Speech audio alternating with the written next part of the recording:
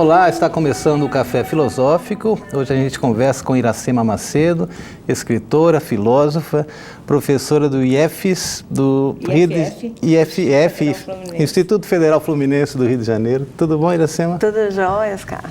Quanto tempo, né? Quanto tempo. E você é uma filha da terra, né? Quer dizer, sim. Você é vastamente conhecida por aqui, né? Pelos teus livros, pela poesia. Enfim, um prazer receber você, Iracema. Há muito tempo a gente não se encontra, né? Vamos atualizar a conversa, né? Vamos atualizar. Já começando, por exemplo, você está por aqui fazendo uma especialização, mas também fez um lançamento de mais um livro. Nesse caso são poemas, né? Essa aqui é uma coletânea, né, feita a partir de todos os outros livros que eu já... Acho que você pode mostrar, mas eu mesmo mostro. Fala um pouquinho. Canção da Mulher que Virou Barco. Isso. Eu vim lançá-lo sexta-feira, né? Eu tenho vindo muito a Natal, como eu te falei, fiz esses cursos na arquitetura, né? E agora vim lançar esse livro, lancei na sexta-feira no Insurgências Poéticas e aproveitei também, né, o convite de vir falar com vocês aqui. As Insurgências Poéticas é uma ação, projeto? É um projeto do Tiago Medeiros, a Marina Rabelo. Eles fazem sempre eventos, lançam, criam debates. Muito interessante o projeto do Tiago e da Marina. E acho que tem bem mais gente, tem música, quer dizer, é um movimento que agita a cidade. Né? Iracema, a tua tendência a escrever, você não só se entende como poeta, mas como uma escritora de modo geral, a questão é com a literatura, né? Isso veio antes de você se encaminhar pela filosofia? Veio antes. Quer dizer, acho que veio quase tudo meio junto, porque eu lia filosofia em casa, eu tive essa sorte, né? Meu pai foi seminarista, então eu tinha livros de filosofia em casa. Não existia filosofia no ensino médio, mas ele estudou filosofia no seminário e eu tinha uma biblioteca em casa. Então eu tive essa... Você lembra dos livros que assim, eu quero fazer filosofia? Os Pensadores, né? Os Pensadores, uma coleção antiga verde. E eu comecei com 15 anos de idade lendo Nietzsche. Eu já li Nietzsche com 15 anos, né? Ali indo na estante do meu pai, folheando, fui gostando. Realmente, o primeiro filósofo que eu li foi o Nietzsche. E logo Nietzsche, né? Porque você vê que geralmente é visto como um pensador que desconstrói, né? Um destruidor. Como desconstrói. Um pensamento em forma de martelo. Né? Agora, como professora, eu dou aula no ensino médio, né? E às vezes eu tenho um pouco desconcertante da Nietzsche para adolescentes. Eu tenho uma certa dificuldade, uma certa restrição. Eu procuro não colocar tanto, né? Porque é uma responsabilidade muito grande, é uma desconstrução do cristianismo, uma desconstrução de muitas crenças, inclusive do Estado, da política. Então, assim, é com um certo cuidado que se dá Nietzsche, eu acho, no ensino médio. Né? Em sala de aula, você trabalha, por exemplo, isso é uma coisa que eu pergunto a todo mundo que trabalha com ensino médio, você adota algum tipo de livro didático? O que você acha dos livros didáticos no Brasil? E se não é assim, como é que você trabalha? Né? Olha, eu acho, assim, eu conheço 2 livros didáticos, mas infelizmente eu não uso os livros. Né? Eu acabo criando uma metodologia minha mesmo. Né?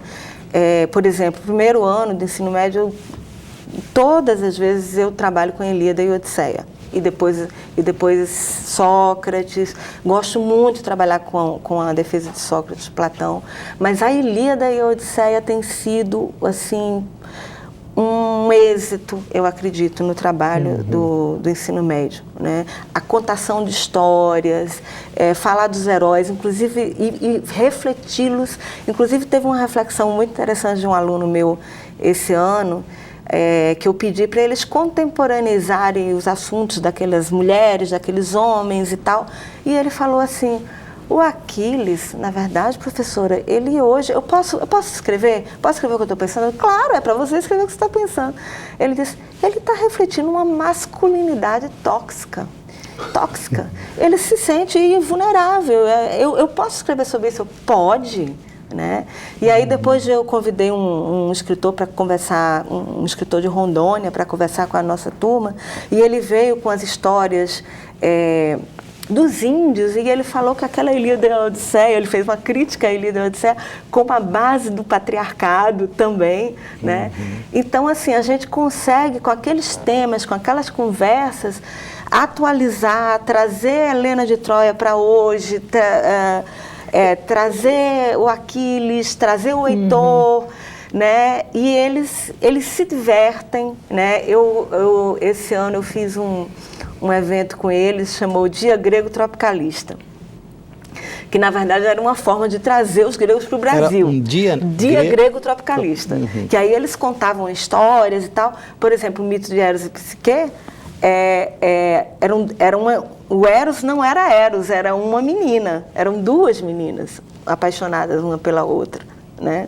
Então, assim, eles revisitam os temas da Ilíada e da Odisseia e contam de uma outra maneira. Mas aí no caso da Helena, você acha que foi, como entender isso? Houve um sequestro e, portanto, a Helena é uma moça que foi tomada contra a sua vontade, ou ela realmente seguiu? Eu tenho uma colega estudiosa, né?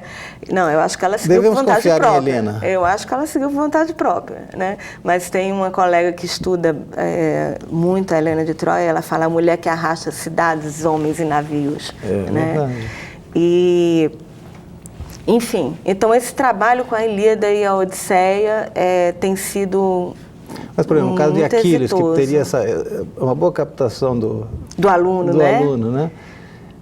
Porque também tem a coisa da lesa majestade, e, na verdade, é a cólera de Aquiles que é narrada, né? Um desequilíbrio. Toda a Ilíada começa com a cólera de Aquiles, a desmedida, o desequilíbrio, e depois aquela cólera com Heitor, né? Com o cadáver de Heitor. Então, ele fez essa reflexão que, para mim, foi valiosíssima. Elas fazem essas releituras, né? E eu fico muito satisfeita. Eu dou aula, hoje, exatamente, está fazendo 10 anos que eu dou aula no ensino médio, que eu tomei posse no Instituto Federal Fluminense.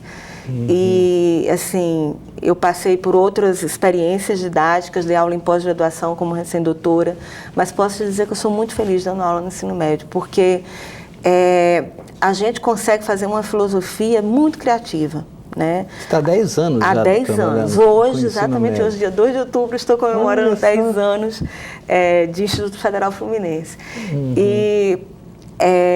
E assim, é uma forma muito criativa de trabalhar, né? Eu acredito que a gente consegue exercer habilidades ali. O Nietzsche fala muito que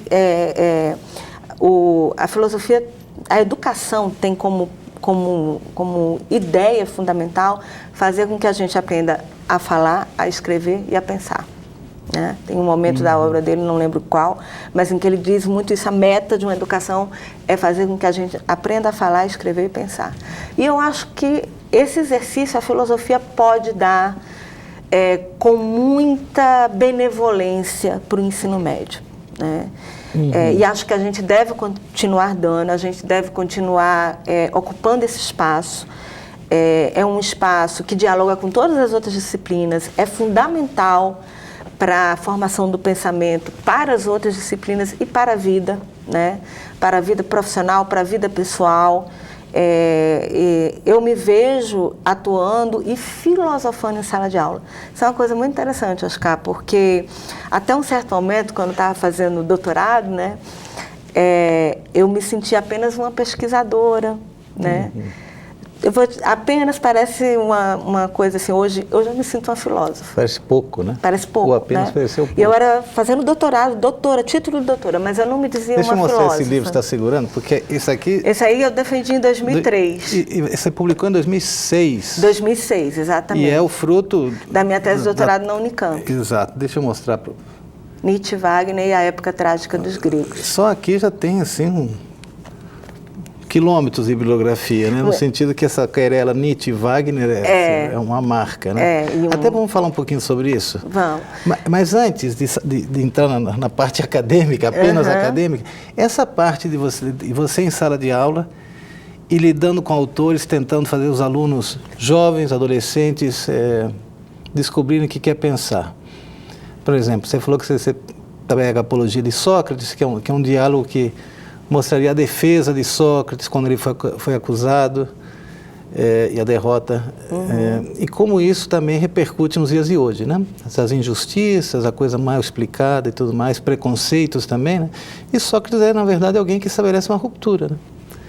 Não só no pensamento, mas acho que também apontando as dificuldades da democracia grega naquele momento.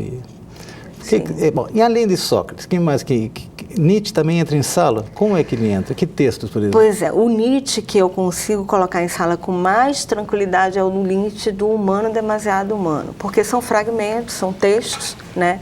E ali ele vai refletir sobre a vida religiosa, sobre estratégias, microestratégias de poder, né? Na vida religiosa, no ascetismo, que aparentemente seria uma humildade, uma modéstia, na verdade é uma estratégia de poder, uma ânsia de domínio, quando ele diz que na verdade aquele jejum, aquelas flagelações, na verdade, é quando você não consegue exteriorizar a sua crueldade e você interioriza, a sua ânsia de domínio é tão grande que você tem que encontrar um inimigo interior para combater, né? E aí eu consigo, claro que, como eu te falei, com bastante cuidado, sem querer ferir ninguém, né, religiosamente falando, mas mostrando que essas estratégias, tanto a do religioso, que parece ser muito humilde, na verdade, pode ser uma estratégia de superioridade, que a estratégia do artista romântico, muito eloquente no seu sofrimento, também é uma estratégia de ânsia de poder, né?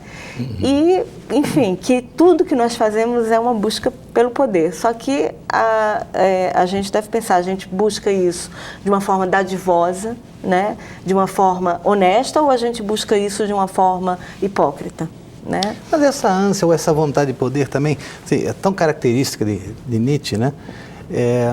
Também em alguns lugares Nietzsche diz, isso é a própria vida, né? A própria vida, o nosso impulso, é o que nos faz viver, é ter poder. Mas o poder por si só não tem nada de terrível, né? O poder pode ser a felicidade, pode ser a alegria, né? Como a alegria é um poder, né? Porque tem uma coisa que o Nietzsche fala também, um momento que ele diz assim, é preciso libertar-se, mas não pergunte libertar-se de alguma coisa, mas libertar-se para alguma coisa. Para, né? Alguma coisa. E tem um momento na Gaia Ciência que ele fala assim, o emblema da suprema liberdade é não envergonhar-se de si mesmo. E como isso é importante. Para as mulheres, então, nem se fala, né? A gente conseguir hoje ter um lugar de fala, ter um lugar de representação, não envergonhar-se mais de si mesma, não envergonhar-se de seu corpo, não envergonhar-se de muitas coisas que nos foram inculcadas, né? Tem um filósofo Lipovetsky que fala que a prisão estética sucedeu à prisão doméstica, né? E eu acho que hoje as mulheres estão num movimento em que nem a prisão estética nos prende mais. A gente consegue, claro, prende ainda, mas a gente quer uma liberdade, a gente quer o direito de envelhecer, o direito de engordar, o direito de ter o corpo que a gente tem, né? Mas voltando a Nietzsche, voltando às mulheres também, recentemente eu fiz um curso com uma professora da UNB, chamada Filósofas em Ação. E ela diz que o lugar das mulheres na filosofia não é tanto nos textos canônicos, né? Eles aparecem muito, ela inclusive falou da Nízia Floresta, da Christine de Pizan, de outras mulheres, Christine de Pizan na França, Nízia Floresta aqui, né? Um texto, o Opúsculo Humanitário, ou Opúsculo Humanista, se não me engano, e sobre educação. E normalmente a filosofia das mulheres não aparece nos textos canônicos. Não, isso é um problema gravíssimo, porque de fato, até nos livros didáticos elas não aparecem. Elas não são aparecem. Como um enfeitezinho, assim, num quadro qualquer. A gente precisa descobrir, porque na verdade houve pensamento de mulheres e onde é que esse pensamento está, né? E aí eu volto ao que eu queria dizer. Quando eu estava escrevendo essa tese, eu me sentia uma comentadora, uma pesquisadora. Hoje eu me sinto uma filósofa, no sentido de que eu consigo exercer o meu pensamento, né, de uma forma crítica. Não que aqui eu não estivesse exercendo, aqui eu estava formando o meu pensamento, né? Claro que eu estava exercendo, mas eu não me considerava uma filósofa. Hoje eu me considero uma filósofa com todo orgulho, não me envergonho de dizer isso. Por quê? Porque eu acho que eu exerço o pensamento, eu trabalho com o pensamento, eu lido com pessoas e estou suscitando pensamento, criando pensamento, pensando junto com elas e isso é filosofar, né? Isso é filosofar. está nessa busca contínua, né, pela crítica dos valores, como Sócrates fez, né, criticando fama, criticando o excesso de riquezas, fazendo uma abordagem, né, com aquela juventude de Atenas, que dizem que ele corrompeu, e corrompeu mesmo, né, isso, no bom sentido. Né? Você está falando muito, e eu entendo que esse empoderamento, a questão do gênero, né? E quando a gente vai para a filosofia, esse exemplo dos livros didáticos é um que mostra que realmente, porque a história da filosofia foi feita por homens, né? Por homens, é engraçado porque, por exemplo, a Idade Média, que passa por ser um clima, um momento da história muito fechado, né? É um dos que mais reúne filósofos, mulheres, a né? Cristina de Pizarro. Hildegard von Bingen, Marguerite Porret, Catarina de Siena, incrível. E eram momentos, e também essa história das ordens femininas também tinha muito poder, né? As beguinas. Mas então a igreja acabou naquela época, quer dizer, não, as ordens, você falou das ordens femininas, mas já não é mais Idade Média, eu acho, mas assim, eu acho que muitas mulheres se abrigaram na igreja para estudar. Né? Nos mosteiros e tal, elas não queriam... porque ali é que havia transmissão do conhecimento. Mas a minha pergunta era, por exemplo, em termos contemporâneos, se você... Esse é um tema que você discute, porque eu vejo que a questão do gênero hoje, talvez uma das questões fundamentais, porque ela coloca em questão, digamos assim, a própria metafísica. Essas divisões de gêneros, aquele esquematismo de Porfírio, com certeza. Tudo se vê questionado. Né? Eu trabalho hoje também, eu sou colaboradora do Núcleo de Gênero e Diversidade dentro do IFF, e você tem toda a razão, coloca em xeque a metafísica. Né? Você trabalha com esses pensadores contemporâneos que tratam isso? Isso é um tema de sala de aula, por exemplo? É um tema de pesquisa no Núcleo de Gênero e Diversidade. Mas em sala de aula com o ensino médio? Em sala de aula eu estou sempre tematizando isso. Né? Estou sempre tematizando, sobretudo a voz feminina, né? Onde está, dando aula lá dos pré-socráticos, e as vozes femininas, onde estavam? Né? A gente sempre faz pensar onde é que estavam aquelas vozes. Né? Mas, voltando à questão de gênero, eu tenho um desgosto muito grande em ver essa questão demonizada de uma forma completamente errônea na sociedade, como se a gente estivesse falando, nossa, eu vi vídeos que me deixaram com um certo horror, e aí a gente entende por que existe uma demonização disso, como se a gente estivesse ensinando sexo às criancinhas, ensinando necrofilia, zoofilia, as maiores aberrações eu vi a esse respeito, sobre o que é questão de gênero. E isso se intitula, né, sob o nome de ideologia de gênero, né, como se a gente estivesse veiculando uma ideologia que é absurda. Né? Como se a ausência dessa discussão não tivesse provocado muito sofrimento na história da humanidade. Exatamente. Né? E como se a gente estivesse abordando isso de uma forma a perverter pessoas, entende? É muito triste, muito triste. Acho que a gente vive um momento muito polarizado e tudo isso está sendo tomado. E aí, com essa ideia de polarização em mente, vamos falar um pouquinho do livro, porque aqui de fato se dá uma polarização, né? Eu queria que você me explicasse um pouquinho como é que Nietzsche, que era tão próximo de Wagner e da esposa do Wagner, depois escreve uma obra, por exemplo, o caso Wagner, que é contra. Assim, o que aconteceu, o que Nietzsche entendeu, para que ele fala até numa ofensa mortal, né? Fala um pouquinho sobre isso, que eu acho muito importante. Bom, o Nietzsche, a convivência com o Wagner foi muito importante para o Nietzsche, né? Assim, é o artista do século XIX de maior relevância, né? Um artista que teve uma relevância social e política, de maior relevância nesse sentido, não no sentido do grande valor dele, mas no sentido de atuação. Ele tinha uma grande atuação no século XIX. E o Nietzsche teve essa oportunidade ímpar de conviver com esse homem, né? E com Cosima. Oi? E com Cosima, com sua esposa, né? Então ele teve uma experiência fantástica, conviveu com os bastidores da obra de arte, uma série de coisas. E essa ofensa mortal, né? Existe uma grande polêmica sobre o que é que ela seja exatamente, mas no meu trabalho de doutorado eu começo inclusive a o trabalho falando dessa ofensa, que na verdade é como se o Nietzsche tivesse se sentido ofendido, porque o Wagner, até um certo momento, tem uma postura em relação ao cristianismo, né? E que é uma postura crítica, né? Uma postura que não Jesus, né? Jesus ele coloca bem à parte. Jesus, o Richard Wagner não confunde o cristianismo com a figura de Jesus de Nazaré, né? Mas o cristianismo como um movimento aniquilador e negador da vida, né? O Wagner já fala disso antes do Nietzsche, em A Arte e a Revolução. Inclusive um movimento que vai ser muito fácil de ser manipulado pela indústria, né? Porque se essa vida não tem sentido, é muito mais fácil você passar o seu dia inteiro ali no trabalho, perder todo o seu dia, já que essa vida não tem sentido, e você vai ser recompensado num paraíso, né?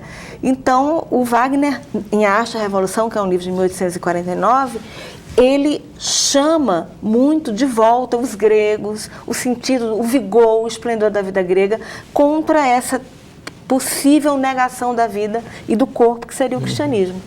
E aí, depois de muitos anos, né, ele vai voltar e quase que se retratar e fazer uma obra cristã. E o Nietzsche, não só uma obra cristã, mas vai se envolver também com Bismarck na Alemanha. Ou seja, ele vai um pouco que, na visão do Nietzsche, vai um pouco que se vender, né, para o poder da época, né, associado também ao cristianismo. Porque a concepção do Nietzsche do cristianismo, até aí, é compartilhada. É compartilhadíssima, inclusive, né? O resguardo da figura do homem histórico de Jesus. De Jesus, aí não há nada contra isso. Não há nada contra Jesus, ao contrário, né? Tem um momento que o Nietzsche fala no Anticristo que o reino dos céus é um estado de coração, né? É um modo de ser feliz, um modo de ser feliz, e no Assim Falou Zaratustra, ele fala que morreu muito, muito cedo esse homem, né? Se ele tivesse chegado à minha idade, quando ele estava com 44. Quando ele fala isso, não é esse homo. Se ele tivesse chegado à minha idade, ele teria aprendido a rir, né? Então ele tem um profundo apreço pelo não ressentimento que a figura de Jesus representa, né? É incrível isso, porque essa leitura de Jesus, ela coloca ele para cima, no certo sentido. Resguarda totalmente, né? Resguarda totalmente. E, aliás, é uma releitura do cristianismo, do que é ser cristão, né? Do que é realmente ser cristão, né? Que é esse não cultivar um ressentimento no coração. Por exemplo, que o anticristo surge como assim, na história, na cosmologia cristã, vamos dizer assim, o cristianismo chega ao fim com o advento do anticristo. Você entende que Nietzsche teria assinado esse livro, né, escrito, como um modo de dar um acabamento ao período cristão?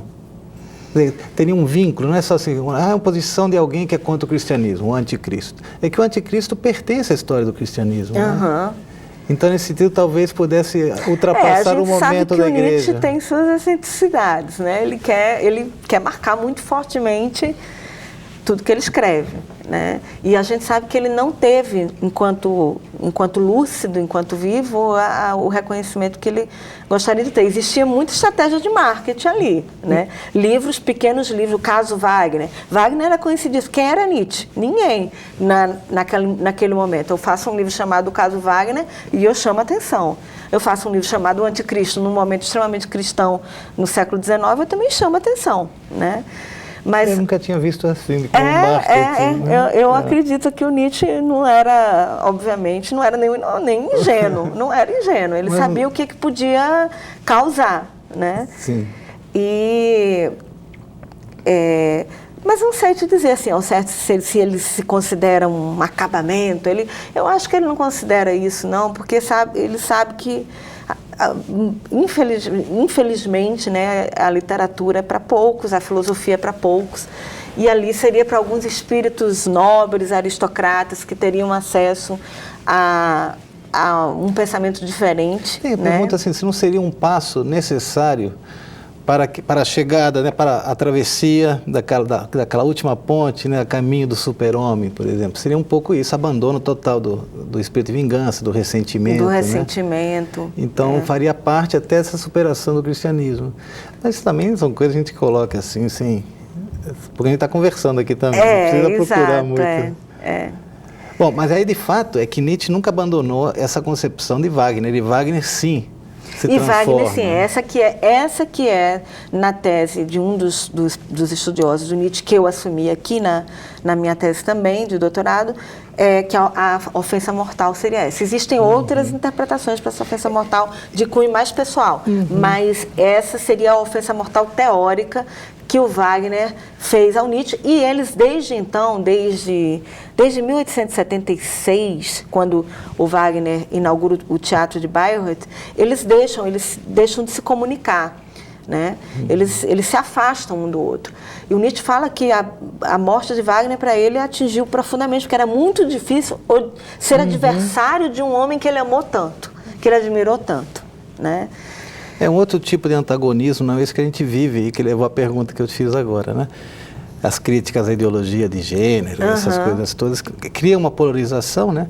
Mas aí, nesse caso do Nietzsche, eu acho que ele viu Wagner não só como alguém antagonista, mas como alguém que o levantava, né? Nesse sentido, como que fez sparring, parte de toda a formação dele, né? Sem Wagner, Nietzsche talvez não tivesse construído o pensamento que construiu, né?